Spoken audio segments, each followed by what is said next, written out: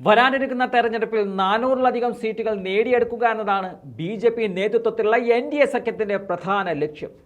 അത് നേടിയെടുക്കാൻ ഏതൊക്കെ വഴികളുണ്ടോ ആ വഴികളൊക്കെ പയറ്റി നോക്കുകയാണ് BJP. കേന്ദ്ര ഏജൻസികളെ ഉപയോഗിച്ച് പ്രതിപക്ഷ നേതാക്കളെ വേട്ടയാടാൻ നേരത്തെ തന്നെ ആരംഭിച്ചു കഴിഞ്ഞിരിക്കുന്നു അമിത്ഷായും കൂട്ടരും.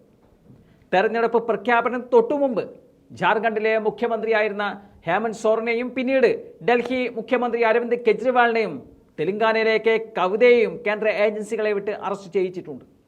കഴിഞ്ഞ ദിവസം കോൺഗ്രസ് നേതാവായ DK ശിവകുമാറിനും വന്നു കേന്ദ്ര ഏജൻസിയുടെ ഒരു നോട്ടീസ്.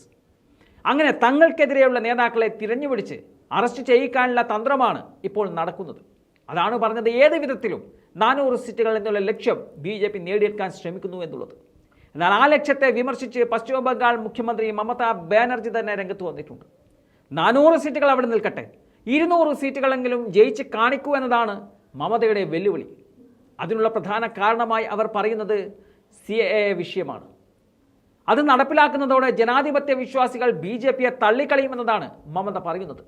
ബംഗാളിൽ പൗരത്വ ഭേദഗതി നിയമം ഒരു കാരണവശാലും അംഗീകരിക്കില്ലെന്നും CAAക്ക് അപേക്ഷിക്കുന്നവരെ വിദേശികളായി കണക്കാക്കുമെന്നും ഒരു സാഹചര്യത്തിലും അതിനെ അപേക്ഷിക്കരുതെന്നും അവർ ബംഗാളിലെ ജനതയ്ക്ക് മുന്നറിയിപ്പ് നൽകിയിട്ടുണ്ട്.